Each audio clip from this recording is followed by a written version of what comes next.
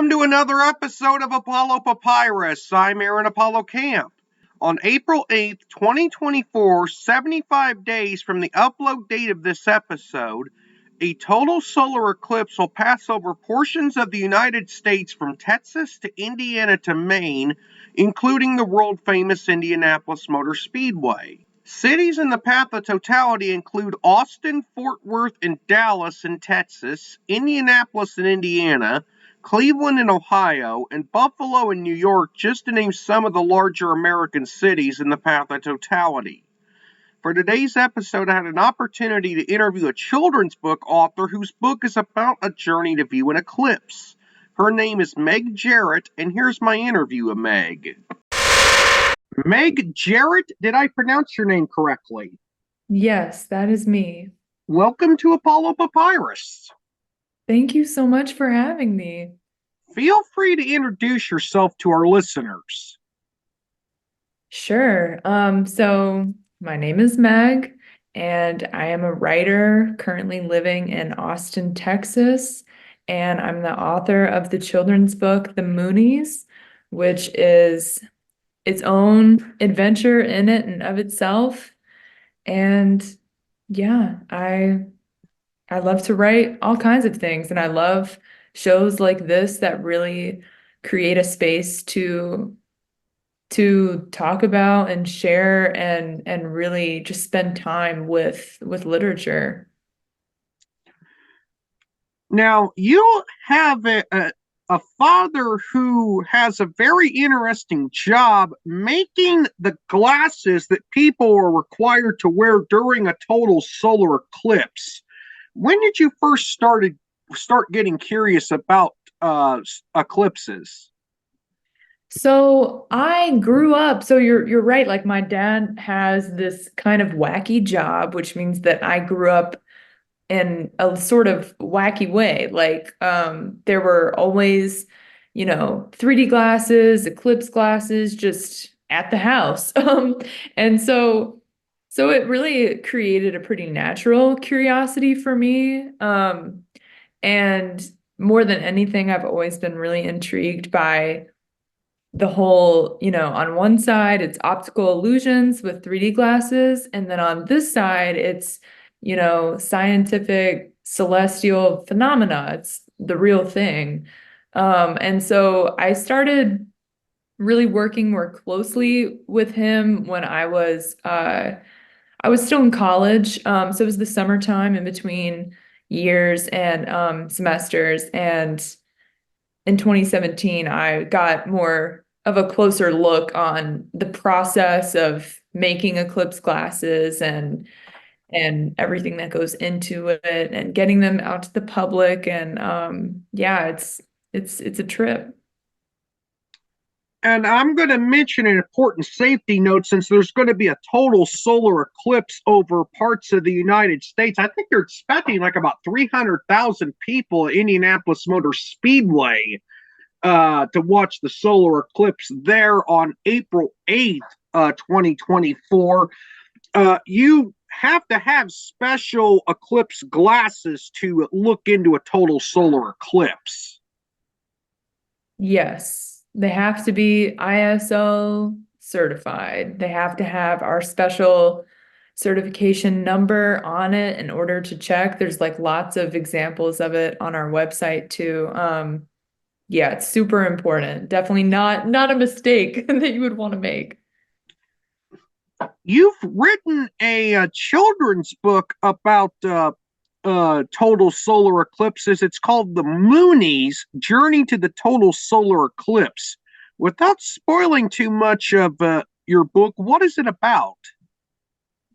It's basically about this family of Martians that find themselves on Earth to see the total solar eclipse. But there are some, there's some twists and turns along the way, and you won't know until you reach the end whether or not they actually get to see it. It's kind of a rebound story because they have this past experience of chasing an eclipse because the father in the story is Professor Mooney, and so he's really gung-ho about everything celestial and astrological and astronomical. And so they they're trying again. They're going to try to see another eclipse after missing a recent one, which is kind of based off of real life experience. The illustrator of your book is Tamar Blau. Did I pronounce that name correctly? Yes. What was it like to work with Tamar on your book? It was really cool. I had never worked with an illustrator before, so it was it was interesting to see the characters come to life gradually, through different drafts of the images. And I know that Tamar Blau is not in the US, so I think it was even more interesting to me for this story to sort of take on a larger reach and to collaborate internationally was really cool. Yeah, it was a fun process to watch them come to life. Was your book self-published, traditionally published, or published via a hybrid press? I think that it would be considered, so the book was commissioned by American Paper Optics, who published it independently. Um, so that would be the simplest way of saying it. Okay, okay. Yeah. So, uh, first time I've ever had a company that's not really known for book publishing commission a work that I'm interviewing a guest about. So this is cool. Right. Yeah, it's different. It's different. Why did you choose to write your book as a graphic novel? Well, truthfully, I felt like the story came really easily in a more whimsical fashion in my mind, and with with a graphic novel, with a children's book, like there's way more flexibility and opportunity in terms of really showing the reader with visuals everything that they would want to be seeing, or things that sometimes are harder to explain in words. I think that a total solar eclipse is not in it and of itself something super, super complicated, but it's a lot easier when you have a diagram, especially if it's, written in language that is meant to be accessible for kids and really anyone of any age. So it felt right. Why did you choose to have the eclipse in your book happen over Austin, Texas, which will be on the edge of the path of totality of the real life April 8th, 2024 eclipse? I think the eastern suburbs of Austin are going to be just outside of the Mhm. path of totality, but Austin itself is going to be like on the edge. Yes, yes. We're in that overall shadow, but I think maybe San Antonio is going to be more centered in it, if I remember correctly. But yeah, I mean, truthfully, I had just moved to Austin, and it was a moment of creative synergy. I was really blown away by where I was. I had moved here and I had hardly ever been here before, and then learning that the eclipse was forecasted to touch down in Austin, I felt more, I typically feel more at ease writing things that feel real to me in some way. If I know that I can bring in the real into the story, then I feel like that's where the magic really happens. Yeah, I live in Westville, Illinois, which is only about 25 miles or so north of the northern edge of totality. I would have to go to like Clinton, Indiana, across the state line to get more than just a few minute or two of a totality, but that's not very far from where I live. Right. Yeah. That's wonderful. I mean, that's going to be a great experience. Yeah, Are it's gonna any of the fictional characters in your book based on real life people or pets? definitely. So Professor Mooney and his wife, Starla Mooney, are based off of my father and his fiance, Renee. And then I based pieces of the teenage girl off of myself when I was a teenage girl. Her name is Sunny, and the kid brother off of my own brother when he was a little kid. And then the dog is inspired by my own dog, um, who is quite the character himself in real life. So that also just came really easily. My final question, how would you describe watching a total solar eclipse to others? Well, I would describe it as a miracle happening in the sky. In 2017, this is very goofy, but in 2017, my family went to go see the total solar eclipse in Nashville. I was living in Memphis at the time, and there was cloud interference. So we totally missed the eclipse. However, the surrounding area around us, it felt like nightfall. It was sort of that uncanny feeling and definitely a lot of motivation to actually see a total solar eclipse. So that is partially the inspiration for this story, this idea of missing the eclipse and seeking it out again.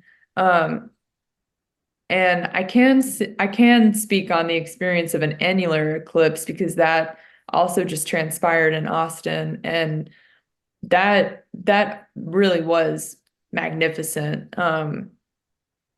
It was really a beautiful experience to just be outside and watch the shifting lights and have the opportunity to actually see what was happening, to really look at it and be with it because they don't happen that often.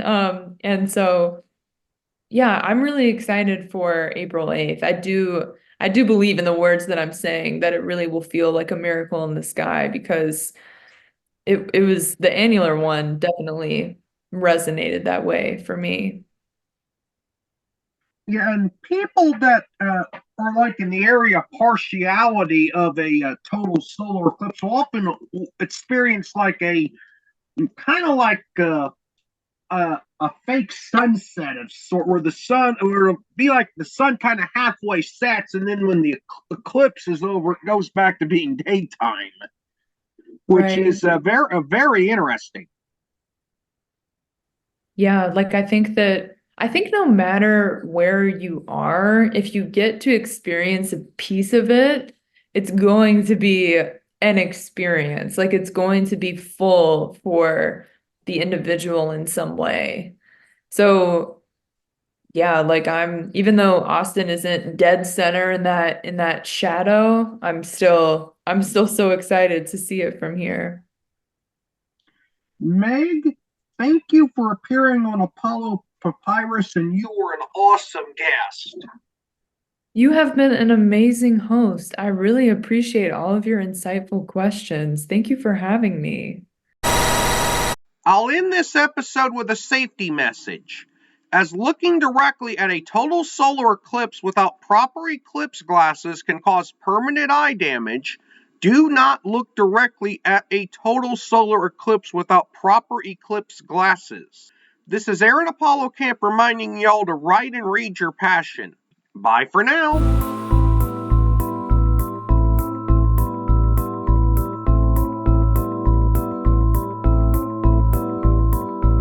Remember to subscribe to the Apollo Papyrus YouTube channel at www.youtube.com/@Apollo Papyrus and the Apollo Papyrus Substack newsletter at apollopapyrus.substack.com. Y'all can visit the Apollo Papyrus website at campaaronapollo.wixsite.com/Apollo Papyrus and follow Apollo Papyrus on Threads, Instagram, Facebook, and Tumblr at Apollo Papyrus. Copyright Copyright 2024 Aaron Apollo Camp, all rights reserved. This podcast episode is intended for the private listening of our audience. Any reuse or retransmission of this episode without the express written consent of the podcast host is prohibited, except under fair use guidelines. Royalty-free music and sound effects obtained from https://www.zapsplat.com.